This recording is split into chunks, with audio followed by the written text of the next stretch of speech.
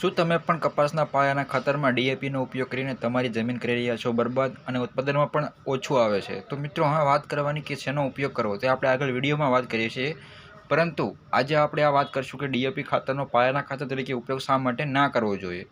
તો મિત્રો ચેનલ ઉપર નવા તો ચેનલને સબસ્ક્રાઈબ કરી લેજો. ચાલો આપણે વિડીયોની શરૂઆત કરીએ. તો મિત્રો શરૂઆતમાં પહેલાં આપણે વાત કરીએ કે ડીએપી ખાતરમાં આવે છે શું. કન્ટેન્ટની વાત કરીએ તો નાઇટ્રોજન 18% આવે છે અને ફોસ્ફરસ 46% આવે છે. આપણે જોઈએ કે ફોસ્ફરસ 46% આવે છે તો આપણે શરૂઆતમાં પાયાના ખાતરમાં નાખીએ અને ફોસ્ફરસ છે તે મૂળના વિકાસ માટે ઉપયોગ કરે છે. પરંતુ મિત્રો અત્યારે ખેડૂતના નોલેજના અભાવના કારણે જે આ ફોસ્ફરસ છે, જે ડીએપીનું ફોસ્ફરસ જમીનમાં પડવાની સાથે તે ફિક્સ થઈ જાય છે, મતલબ એક છોડ લઈ નથી શકતું.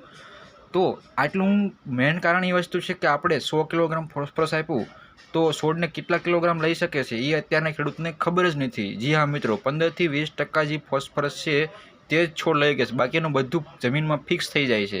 તો અમે વાત એ કરીએ કે આ ડીએપી છે તે શા માટે પાયામાં ના આપવું જોઈએ. તો એની જગ્યાએ આપણે સિંગલ સુપર ફોસ્ફેટ આવે છે તે આપણે આપવું જોઈએ, જેમાં 16% છે જે ફોસ્ફરસ આવે છે અને સલ્ફર છે 12% આવે છે, કેલ્શિયમ 19 થી 21% આવે છે. તો આમાં આપણે વાત કરીએ કે ફોસ્ફરસ 16% આવે છે, પરંતુ આપણે જે ડીએપીની જગ્યાએ આપણે સિંગલ સુપર ફોસ્ફેટનો ઉપયોગ કરીએ છીએ તો આપણે 2 થી 3 બેગનો ઉપયોગ કરવાનો છે. મતલબ કે એક ડીએપીની થેલીની જોઈતી હતી એની જગ્યાએ આપણે 2 સિંગલ સુપર ફોસ્ફેટની થેલીનો ઉપયોગ કરવાનો છે.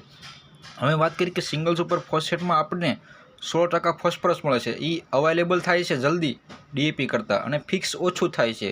ફિક્સ ન થાય એના માટે શું કરવું એ આપણે આગળ બીજા વિડીયોમાં જણાવશું. પરંતુ સલ્ફર જે 12% આવે છે એ સલ્ફર છે જે તેલીબિયા પાક કપાસ છે એના માટે આપણે તેલના ઉત્પાદન માટે, નિર્માણ માટે સલ્ફર ખાસ જરૂરી છે. એ આપણે સિંગલ સુપર ફોસ્ફેટમાં મળે છે, પરંતુ ડીએપી ખાતરમાં મળતું નથી.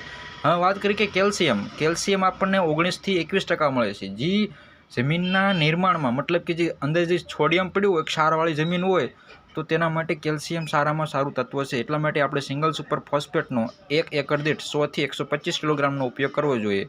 હવે વાત કરીએ કે નાઇટ્રોજનનો, આપણે નાઇટ્રોજન શરૂઆતમાં જરૂરી છે કેમ કે કપાસ છે તેમાં નાઇટ્રોજન, ફોસ્ફરસ અને પોટાશની ત્રણની જરૂર પડે.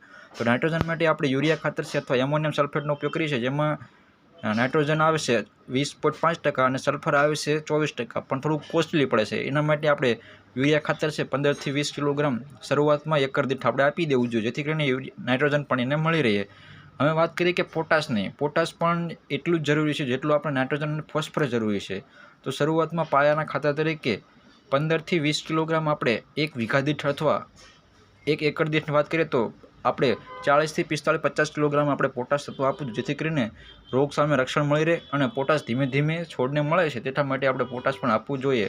તો હવે ડીએપી ખાતર આજથી આપણે વાપરવાનું નથી, એની જગ્યાએ આપણે સિંગલ સુપર ફોસ્ફેટ, યુરિયા અને એમોનિયમ સલ્ફેટ બને તો એ વાપરી શકો, અથવા ન વાપરો તો ચાલશે. અને આ પોટાશ, મ્યુરેટ ઓફ પોટાશ આવે છે તે આપણે વાપરી શકીએ છીએ. વિડીયો પસંદ આવે તો ચેનલ સબસ્ક્રાઈબ કરી લેજો. જય જવાન, જય કિસાન.